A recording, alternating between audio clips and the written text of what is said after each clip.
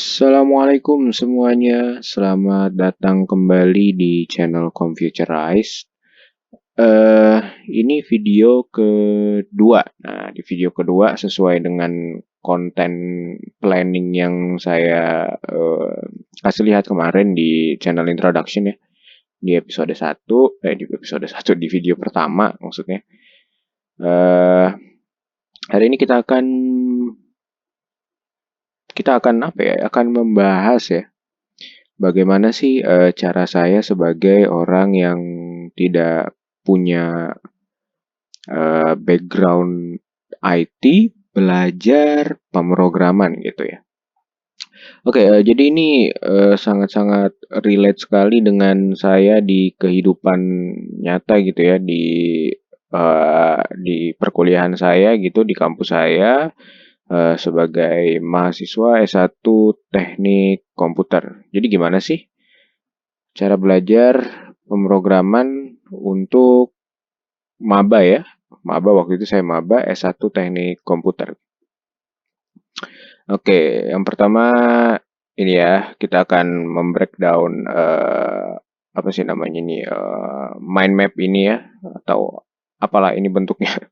Eh, Oke, jadi yang pertama pasti untuk belajar pemrograman, yang paling pertama itu adalah memilih bahasa pemrograman dulu ya. Memilih bahasa pemrograman, ini language. Oke, bentar. Ini digedein sedikit dulu. Oke, nambah lagi. Oke. Pertama kita akan memilih bahasa pemrograman apa yang akan kita pelajari terlebih dahulu ya. Nah, kalau di jurusan saya yang pertama dipelajarin itu bahasa C ya, atau bahasa C ya. Bahasa C, bahasa C, ya kita pakai eh, bahasa Inggris lah ya, bahasa Inggris biar agak keren gimana gitu kan. Jadi pakai bahasa C awal-awal tuh semester 1, semester 2 kalau nggak salah saya pakai bahasa C. Di semester 1 ada pengenalan, ada mata kuliah pengenalan teknik komputer ya. Itu kami sudah diajarkan untuk ngoding dengan bahasa C ini. Nah, di semester 2-nya ada mata kuliah algoritma dan pemrograman. Dan di situ kami memakai C juga ya. Jadi full 1 tahun pertama sebagai maba S1 Teknik Komputer, kami belajar ngoding C language ya. Eh, Kenapa direkomendasikan C? Karena C ini apa ya, sangat mungkin yang paling dasar ya, yang paling dasar banget tapi sampai sekarang itu masih dipakai ya. Dan si ini dipakainya di mana sih? Si itu paling krusialnya itu dipakai di development untuk membuat OS ya. Biasanya Linux masih menggunakan, bukan masih ya, Linux menggunakan C sekali gitu.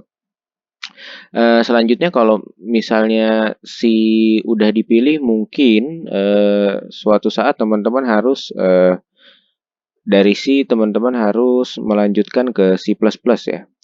Terus apa sih bedanya C dan C++? Jadi di C ini dia hanya menggunakan eh, pemrograman bergaya functional programming ya. Di situ kita memanggil fungsi-fungsi untuk mengolah sesuatu gitu ya. Sementara di C++ ini dia menggunakan gaya pemrograman object oriented programming atau pemrograman berbasis objek, di mana di C++ dengan gaya OOP atau object oriented programming itu kita mendefine suatu kelas, dan kelas ini yang akan mengklasifikasikan eh, objek yang kita definisikan di dalam di dalam program tersebut begitu ya. Ini mungkin agak rumit, cuman nanti kita akan move on lagi. Jadi yang paling rekomendasinya C dan C++ ya. Ini kalau bisa memulailah dengan C dan C++ ini ya. Selanjutnya juga mungkin teman-teman kalau mau lebih mudahnya lagi bisa memakai Python ya. Python ini multi-language dan dia adalah scripting language kalau saya nggak salah, tolong dibenerin di bawah kalau misal miss ya. Scripting language yang dijalankan dengan cara diinterpretasikan. Beda dengan C dan C++. C dan C++ ini adalah programming language ya. Compile, jadi kita harus membuild programnya dulu baru bisa dijalankan. Sementara Python ini bisa langsung dijalankan tanpa harus dibuild terlebih dahulu gitu. Kalau saya nggak salah ya. Eh, tapi tetap saya masih merekomendasikan C dan C++ ya. Oke, kita lanjut. Kan sudah dapat nih bahasa yang mau dipelajarin. Anggaplah kita mau belajar C. C ya. Anggaplah kita mau belajar C. Terus ini studinya nih. Apa aja sih yang harus dipelajarin? Nah, yang pertama, kalau di C itu pasti sintaks ya. Sintaks itu apa? Sintaks itu keyword-keyword yang digunakan di dalam suatu bahasa pemrograman ya. Kayak misal kalau mendeklarasikan variabel gitu, integer A atau integer B dan semacamnya gitu ya. Keyword-keywordnya itu mungkin ada for, itu untuk pengulangan, if, seleksi kondisional, switch juga ada, dan lain-lain itu sintaksnya. Selanjutnya mungkin ada logic ya. Nah, logic ini yang benar-benar perlu teman-teman apa ya? Kalau bisa dikuasai ya. Cuman mengerti juga udah nggak apa-apa gitu. Kalau kalau bisa dikuasai wah lebih bagus lagi ya. Cuman ya cobalah minimal untuk mengerti logic dari bahasa pemrograman begitu. Logic ini mencakup banyak, cuman mungkin saking terlalu banyaknya saya tulis 3 yang mungkin mendasar ya.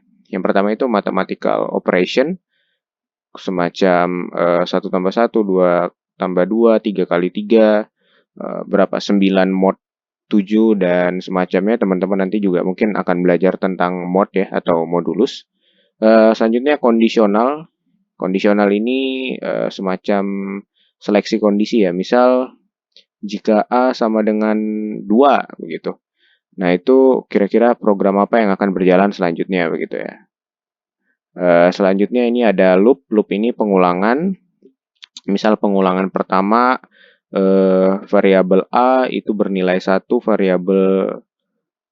maksudnya pengulangan selanjutnya variabel A akan bertambah menjadi 2, variabel A akan jadi 3, jadi 4, jadi 5, dan seterusnya selama perulangan ini dilakukan begitu.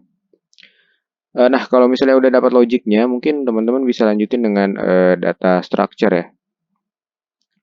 Data structure ini ada, kalau nggak salah sih dibagi dua ya, primitif dan non-primitif. Primitif ini yang apa ya, yang udah biasa gitu, yang kayak bisa berdiri sendiri itu tunggal, seperti contohnya integer, float, eh, karakter ya atau char biasanya tulisannya gitu kalau di C. Selanjutnya mungkin ada non-primitif. Non-primitif ini seperti array strings karena di C itu strings itu adalah array dari karakter. Dan non-primitif mungkin akan ada yang lebih advance lagi seperti data structure tree, binary tree, dan lain sebagainya. Untuk tree dan binary tree itu saya jujur aja saya tidak mempelajari terlalu dalam ke situ ya. Cuman setidaknya saya tahu begitu. Selanjutnya mungkin algoritma ya. Algoritma nih. Kalau kami di semester 2 kan saya tadi sempat menyinggung kami di semester 2 itu mempelajari tentang algoritma pemrograman. Nah, di semester 2 itu algoritma pemrograman itu akan belajar tentang fungsi-fungsi dan segala macamnya. Hanya saja mungkin untuk algoritma itu yang titik beratnya itu ada di sort dan search ya. Sort itu mengurutkan variabel atau apapun itu, sementara search itu mencari variabel di suatu tempat gitu. Misal katakanlah kita punya 9 angka random dan kita ingin mengurutkannya dari yang paling kecil ke yang paling besar. Itu untuk sort. Kalau untuk search misalkan di antara angka random itu terdapat beberapa angka 6. Nah, itu kita cari tuh ada berapa sih angka 6 di dalam 9 angka random itu gitu. Oke, mungkin sampai di sini ini adalah batas cakupannya C ya atau C. Setelah sampai di algoritma mungkin teman-teman apa ya? Mungkin akan transisi ke C++. Transisi ke C++ untuk mempelajari tentang Object Oriented Programming. Di Object Oriented Programming ini ada tiga pilar ya. Ada 3 pilar. Yang pertama ada inheritance, yang kedua ada encapsulation, dan yang terakhir ada polymorphism. Ini adalah apa ya, tiga pilar utama dari object oriented programming yang saya pelajari dengan menggunakan C++ ya. Nah, kalau misalnya teman-teman mengambil bahasa Python, Python itu sudah sekaligus bisa untuk object oriented programming. Namun, menurut saya pribadi, object oriented programming di Python itu agak sedikit berbeda dengan object oriented programming di C++ ya. Makanya saya menyarankan untuk belajar C dan C++ terlebih dahulu begitu.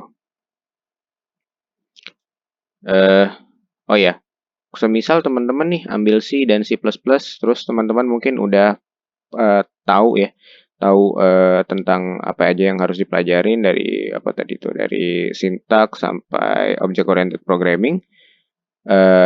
Mungkin teman-teman sudah mulai dapat basicnya ya, basic dari pemrograman itu. Nah, semisal teman-teman menggunakan C dan C++ dari awal bagian tadi sampai object oriented programming ini, itu kalau menurut saya pribadi untuk loncat ke Python, untuk mempelajari Python itu akan lebih mudah ya. Akan lebih mudah karena Python itu untuk dipelajari itu mungkin lebih mudah daripada saat kita mempelajari C dan C++ ya. Jadi mungkin teman-teman coba dulu C dan C++ sampai di Object Oriented Programming ini. Terus kalau misalnya teman-teman mau belajar yang lain seperti Python atau bahasa pemrograman yang lain, itu mungkin akan lebih mudah karena teman-teman sudah mengetahui logika pemrograman terlebih dahulu gitu, sudah mengetahui sebelumnya begitu. Jadi mungkin yang akan dipelajari tentang sintaks dari bahasa programming yang lain yang ingin dipelajari begitu. Dan in the end mungkin logic, data structure, algorithm, dan object oriented programming mungkin akan agak berbeda sedikit, tapi kalau sudah ada basicnya, saya yakin mungkin teman-teman bisa lah untuk mempelajari bahasa pemrograman lain seperti itu. Selanjutnya ada ini ya, upgrade. Upgrade ini maksudnya kan tadi udah paham ke basic ya. Mungkin teman-teman bisa melanjutkan dengan AI development, web development. AI development ini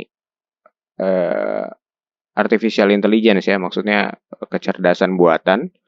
Lalu web dev ini ya membuat web ya, web development. Mobile dev adalah membuat aplikasi untuk mobile.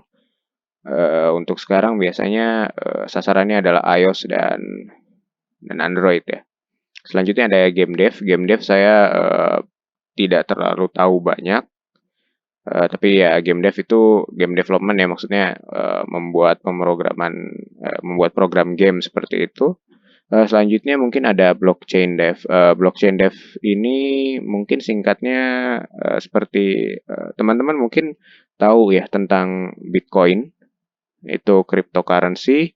Nah, Bitcoin itu apa ya di Bitcoin itu, well, cryptocurrency itu adalah salah satu produk yang menggunakan blockchain development ini seperti itu. Mungkin agak agak terlalu advance untuk dijelaskan di sini, jadi singkatnya seperti itu. Selanjutnya ada resources nih. Nah, resources ini personally saya belajar paling enak ya untuk belajar basic itu dari solo learn ini. Nah, dari solo learn ini waktu itu saya belajar tentang Python di solo learn, tapi solo learn juga banyak bahasa-bahasa lainnya seperti Ruby, seperti PHP, seperti HTML, CSS. Kalau misalnya teman-teman mau ke web gitu, bisa menggunakan solo learn aja. Ini saya tidak disponsori solo learn, tapi ya memang ini membantu. Jadi ya saya mention aja di sini solo learn. Solo learn ini ada di HP untuk Android dan iOS ada, di webnya pun ada gitu. Dan metode belajarnya itu kayak dibagi beberapa submodul. Ntar per submodul akan ada semacam kuis kecil-kecilan begitu. eh Ya, itu solo learn emang menurut saya bagus ya. Selanjutnya ini ada beberapa YouTube ya. Yang pertama ini ada Traversi Media. Traversi Media ini salah satu acuan saya juga kalau ingin belajar cepat. Biasanya ada video-video tentang crash course atau yang mempelajari basic-basicnya aja. Crash course selama 1 jam begitu. Misal crash course uh, crash course Python selama beberapa jam seperti itu. Selanjutnya ada Free Code Camp. Free Code Camp ini merupakan channel yang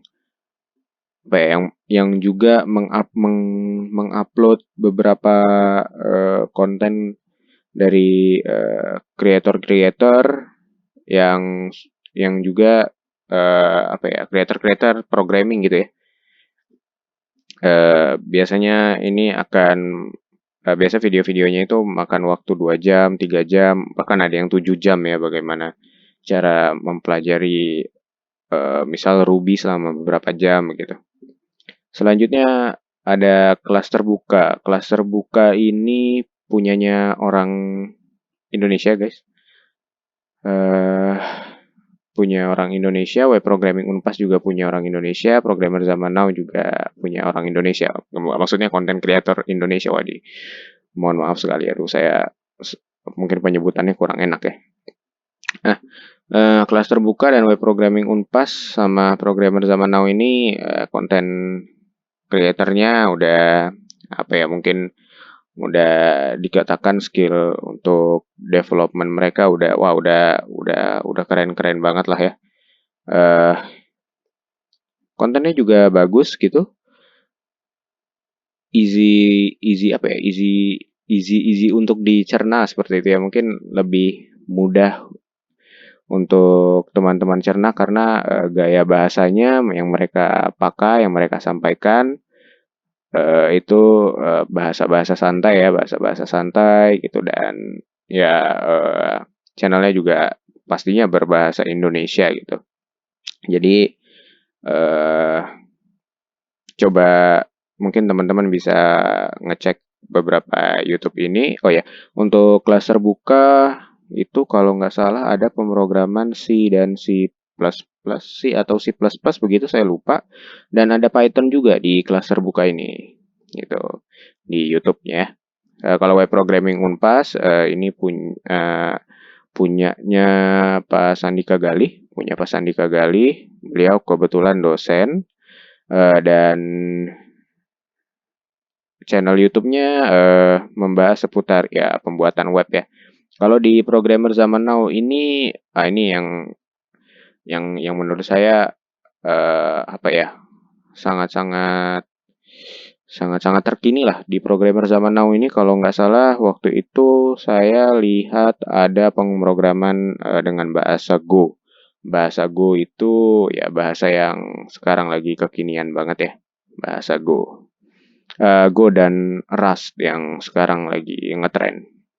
Oke, mungkin bisa dicek aja YouTube dan eh, mungkin saya rekomendasikan paling paling paling merekomendasikannya mungkin ke Solo Learn dulu ya. Teman-teman mungkin mau cek Solo Learn. Oke, selanjutnya ini ada di project nih. Kata dosen saya tuh kalau misalnya belajar pemrograman tuh paling bagus learning by doing ya. Jadi membuat project. Projectnya nggak perlu yang jago-jago banget ya karena saya bukan software engineer. Saya tidak melabeli diri saya programmer. Itu jadi project-projectnya mungkin yang sederhana-sederhana aja dulu. Coba bikin kalkulator, coba bikin tic-tac-toe. Ini parking kalkulator dengan OOP ini kebetulan waktu itu saya jadiin tugas besar pemrograman berbasis berorientasi objek ya, berorientasi objek saya parking kalkulator. Jadi semisal ada klasifikasi kendaraan roda 4 gitu. Itu berapa sih parkirnya itu berapa sih per jamnya gitu. Terus misal kendaraan roda 2 gitu itu berapa berapa harga parkir per jamnya itu berapa sih gitu. Ntar dilihat selisih dari jam masuk parkirnya dan jam keluar parkirnya, terus di convert jam itu ke dalam satuan harga per jam, baru nanti dihitung gitu. Selanjutnya ini league scoreboard and points counter ini eh, saya jadikan tugas besar saya juga dulu saat belajar algoritma pemrograman ya. Algoritma pemrograman itu kita mengelola scoreboard begitu. Jadi misal ada beberapa tim, terus kalau misalnya menang, tim itu dapat poin 3, terus apa sih tingkatannya di scoreboard itu naik gitu. Kalau misalnya kalah mungkin turun begitu-begitu. Yang terakhir mungkin tips ya. Waduh, banyak banget. Nah, tipsnya yang paling pertama, yang paling saya relate itu adalah cari tahu bagaimana metode belajar kalian gitu. Karena ada beberapa orang yang prefer membaca buku, ada beberapa orang yang prefer menonton video, ada beberapa orang yang prefer ya udahlah barbar aja gitu, langsung bikin aja project apa gitu, itu ada. Dan tiap-tiap orang mungkin berhasil dengan cara yang berbeda-beda gitu. Jadi jangan eh, eh, samakan seseorang dengan orang-orang lain gitu. Kalian tidak perlu mencontoh itu kalau misalnya eh, kalian tidak berefek ke kalian begitu. Jadi coba cari cara belajar kalian. Mungkin kalau cara belajar saya itu waktu itu saya ini ya sering tanya-tanya ke teman saya mungkin yang udah paham dengan pemrograman gitu. Saya sering tanya-tanya ini kok bisa kayak gini sih, ini kok bisa kayak gini sih, ini kok bisa kayak gini sih. Nah, seperti itu dan mereka ngasih saya oh jadi logiknya itu seperti ini begitu. Baru habis itu saya juga bikin project tadi misal kalkulator dan segala macamnya begitu ya. Yang simpel-simpel aja. Itu menurut saya cukup sih. Eh, Selanjutnya itu belajar satu bahasa di satu waktu ya. Eh, jangan mungkin hindari belajar beberapa bahasa dalam satu waktu karena mungkin kalian malah tidak fokus ya. Mungkin teman-teman malah jadi nggak fokus, distract satu bahasa lain. Mending satu bahasa tapi dikuasai dulu gitu. Jadi ntar kalau misalnya mau loncat ke bahasa lain gitu udah sedikit paham ya. Apalagi baru mau belajar begitu ya. Coba satu bahasa dulu. Selanjutnya ini sih keep motivated because it is hard. Ya, menurut saya yang tidak memiliki background IT, programming itu di awal tuh sulit sekali. Menurut saya itu sulit ya. Tapi semakin ke sini ya hanya sulit aja, nggak pakai sekali lagi tetap sulit sih. Cuman sudah terbiasa seperti itu. Selanjutnya ini make project, don't just watch and read resources. Ya ini ya mungkin teman-teman harus nyoba untuk learning by doing seperti itu. Selanjutnya ini see how pro guys solve your problem. Mungkin teman-teman bisa tanya-tanya tadi ke teman-temannya teman-teman loh, ya ke teman-teman kalian begitu, gimana sih cara mereka yang mungkin udah paham terlebih, yang udah duluan paham dari kalian saat diberikan suatu apa ya? Diberikan suatu enggak, diberikan permasalahan yang mungkin kalian alami seperti itu. Selanjutnya Google, ya pasti Google ini sangat-sangat ini ya, sangat-sangat berpengaruh ya untuk belajar coding begitu. Eh, Kalau misalnya dapat error, coba aja lihat, oh ini errornya apa sih? Udah tinggal copy dan paste di Google Search gitu ya. Selanjutnya adalah English, bahasa Inggris. Solo Learn ini bahasa Inggris, Traversi Media bahasa Inggris, Free Code Camp juga biasanya bahasa Inggris. Jadi eh, untuk mempelajari bahasa pemrograman mungkin teman-teman harus punya dasar-dasar bahasa Inggris ya, yang nggak perlu yang terlalu bagus juga sih. Cuman ya adalah sedikit-sedikit gitu biar membantu teman-teman. Atau teman-teman sekalian mau belajar bahasa Inggris juga dengan pemrograman itu ya silahkan, suka-suka teman-teman aja gimana gitu. Selanjutnya join forum ya. Nah, kalau di forum-forum biasanya, kalau forum-forum yang luar yang orangnya campur, ada orang dari mana, dari Eropa, dari Amerika segala macam, itu biasanya nimbrungnya di Discord ya. Di Discord. Kalau kalau saya pribadi sih di Discord ya. Mungkin teman-teman punya situs forum yang lain, menemukan situs forum yang lain, situs forum yang orang-orangnya lebih aktif begitu, yang member-member grupnya lebih aktif, itu ya terserah teman-teman aja gitu. Nah, kalau yang Indonesia biasanya saya ikutnya yang di Telegram seperti itu. Ada Python Indonesia, ada apalah pokoknya banyak sih. Kalau misalnya di Telegram tuh saya ikutnya yang bahasa Indonesia gitu, dan eh, orang-orangnya juga proaktif gitu ya, maksudnya banyak yang tanya, dan mungkin yang udah berpengalaman akan bantu untuk menjawab gitu. Ya mungkin seperti itu aja guys.